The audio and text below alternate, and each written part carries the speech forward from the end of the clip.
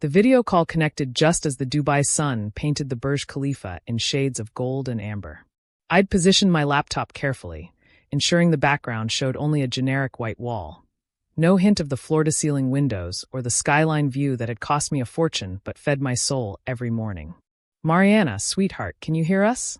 My Aunt Patricia's voice crackled through the speakers, followed by a chaos of hellos from various relatives crowded into my parents' living room for our annual family reunion. "Hi everyone," I said, forcing a smile. "Sorry I couldn't make it this year. Work is just—" "Oh, we know all about your situation," Aunt Patricia interrupted, her voice dripping with the kind of sympathy that felt more like condescension. "Your mother told us everything." My stomach tightened. Everything.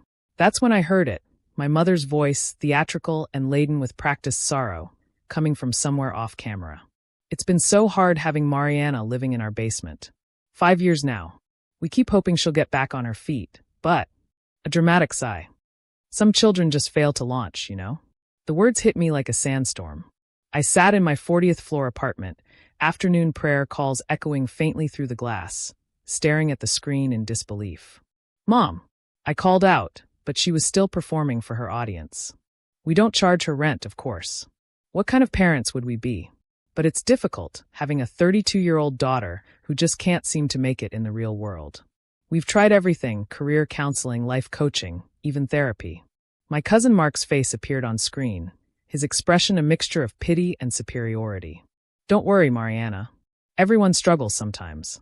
Have you thought about maybe going back to school? Community college isn't that expensive." "I have an MBA, I said flatly.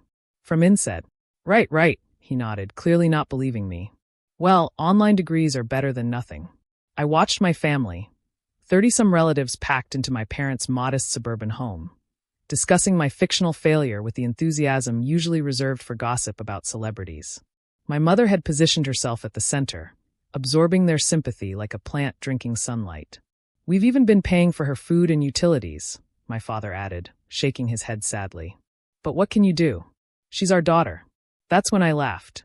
I couldn't help it. The sound burst out of me, sharp and bitter, cutting through their pity party like a blade. "Something funny about your situation, Mariana?" My mother finally addressed me directly, her eyes narrowed in warning. "Oh, plenty," I said, minimizing the video call window to pull up my banking app. "But please don't let me interrupt. Tell them more about your basement-dwelling failure of a daughter." As their voices continued, discussing my fictional unemployment, my imaginary depression, my made-up inability to function as an adult, I initiated the transfer I'd been making religiously for 5 years. $8,000 like clockwork every single month. But this time, instead of hitting send, I hit cancel. Then I did something I should have done years ago. I took a screenshot. When I maximized the video window again, my mother was in full flow. "We've sacrificed so much for her. That's what parents do, isn't it? We put our children first, even when they disappoint us." "Mom," I said, my voice cutting through her performance. "Quick question. What's the name of the company I work for?" She blinked, thrown off script. "What? My employer. Where do I work?" "Well, you're between jobs right now." "What's my address?" "Mariana, this isn't the time. You said I live in your basement. What's my room like? What color are the walls? Where do I keep my clothes?" Silence fell over the reunion. My relatives exchanged uncomfortable glances. "Actually," I continued, "here's an easier one. When's the last time you actually saw me in person?" My father shifted uncomfortably. "You're always so busy with your projects." 5 years ago, I said clearly. I visited for Christmas 5 years ago. Stayed for exactly 3 days before flying back to Dubai, where I've been living ever since. "Dubai?" Aunt Patricia gasped. "But your mother said." "My mother says a lot of things." I angled my laptop toward the window, giving them a perfect view of the Dubai marina, its waters glittering in the afternoon sun. "Welcome to my basement. Bit different from what you imagined." The silence was deafening. "But if I'm such a failure," I continued, "I should probably stop sending you money, right? I mean, basement-dwelling losers can't afford to wire $8,000 a month to their parents. That would be irresponsible." My mother's face had gone from red to white. "Mariana, what are you talking about? This is inappropriate." "Inappropriate?" I pulled up the screenshot. "Let me share something inappropriate with you all." I held the banking screenshot up to the camera. 5 years of transfers. $8,000 a month. Nearly $500,000 total. Every month for 5 years, I said, watching their faces change as they did the math. While you told everyone I was a failure living in your basement, I was earning 6 figures as a hospitality consultant for luxury hotels across the Middle East. While you painted me as a disappointment, I was paying your mortgage, your car payments, your insurance, and leaving you plenty extra for the lifestyle you couldn't afford but refused to give up.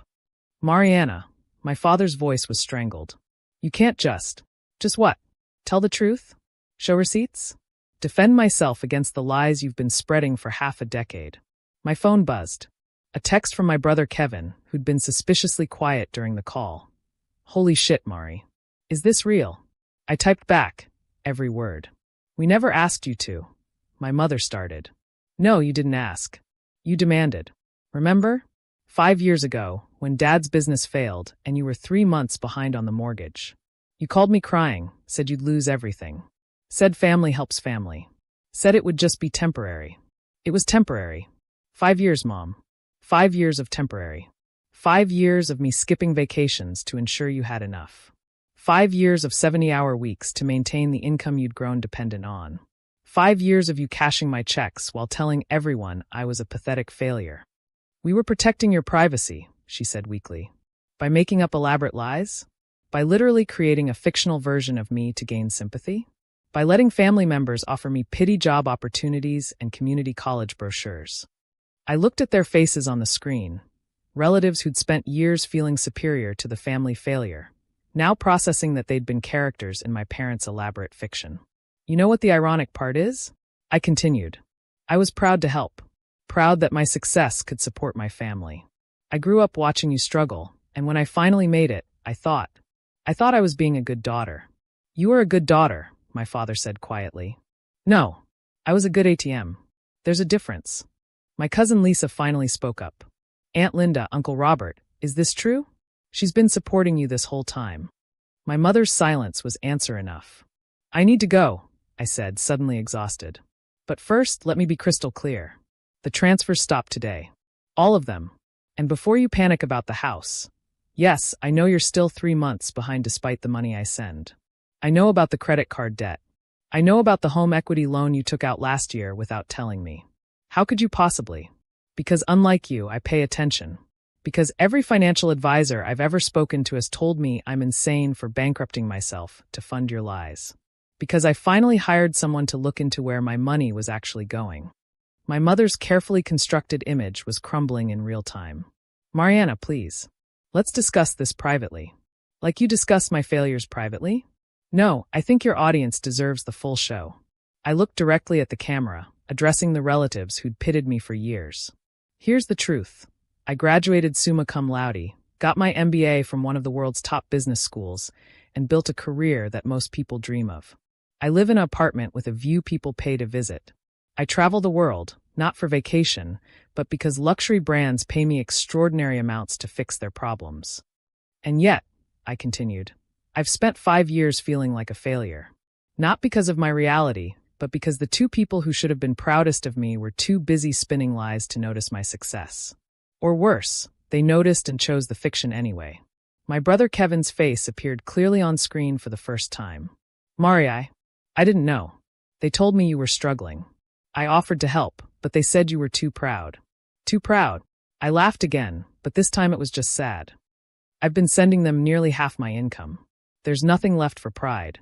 Mariana, my mother tried again. You're being dramatic. We can work this out. We could have worked it out 5 years ago if you'd been honest. We could have worked it out last year when I offered to help you budget. We could have worked it out last month when I asked why you needed extra money for another emergency. But you chose this instead. You chose to make me a cautionary tale while spending my success. I glanced at the time. I have a client dinner in an hour. A Saudi prince who's opening a new resort in the Maldives. The kind of opportunity that basement-dwelling failures probably don't get, right? Please, my father said quietly. Don't cut us off. You need to figure it out. Maybe ask your successful children for help. Oh wait, according to you, you don't have any. The house will be foreclosed if you don't figure something out. I suggest honesty this time. Tell the bank the truth. Tell the family the truth. Hell, tell yourselves the truth for once. I moved to end the call, then paused. Oh, and Mom? Next time you want to use someone as a prop in your sympathy play, maybe pick someone who isn't funding your entire production. I disconnected before they could respond. The Dubai evening stretched before me, glittering and full of promise. My phone immediately exploded with messages. Cousins demanding explanations, aunts offering apologies, uncles expressing shock. I silenced it all. 2 hours later, as I sat in a Michelin-starred restaurant discussing project timelines with a client whose net worth had more zeros than my parents could imagine, my phone rang. Mom. I sent it to voicemail. The message was predictable: tears, accusations of cruelty, demands that I reconsider, warnings about family loyalty and obligation. I deleted it without finishing. Over the next days, the calls became increasingly frantic. The house payment was due. The car would be repossessed. How could I do this to them? Each voicemail revealed more of the truth. They'd been living entirely on my money, saving nothing, spending everything, confident their basement-dwelling daughter would always be there to fund their fiction. A week later, Kevin called from a different number, catching me off guard. Don't hang up, he said quickly. I'm not calling for them. What do you want, Kev? To apologize. And to understand. I found the mortgage statements. You've paid over $400,000. Mari, that's insane.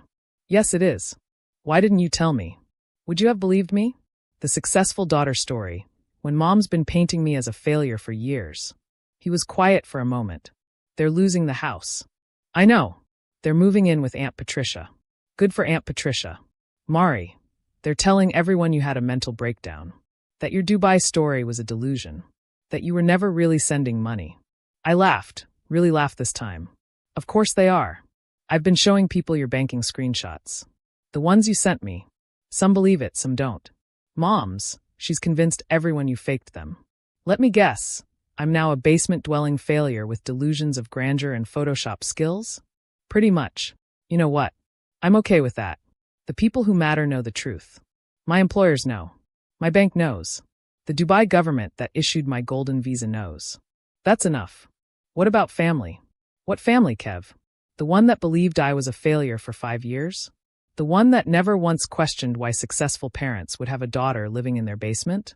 The one that offered me pity instead of asking for my truth? I should have known, he said quietly. I should have questioned it. Yes, you should have. But you didn't. None of you did. Because it was easier to believe I was a failure than to question why my parents' lifestyle didn't match their income. 6 months have passed since that video call. My parents lost the house, as predicted. They've cycled through various relatives, each eventually tiring of their stories and demands. Last I heard, they were renting a small apartment, my father working at a hardware store, my mother giving piano lessons. They still tell people I'm living in their basement. Their new basement, apparently, in a building I've never seen in a city I haven't visited. The story has evolved.